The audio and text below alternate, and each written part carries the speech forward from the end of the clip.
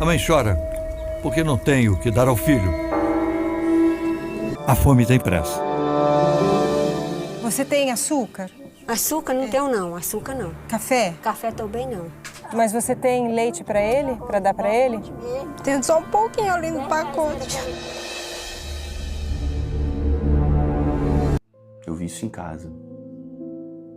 De abrir a geladeira e não ter nada. Ter que pedir fiado para poder ter comida em casa. De tentar passar no mercado com as compras e não passar. Eu vi o transtorno que foi pro meu pai.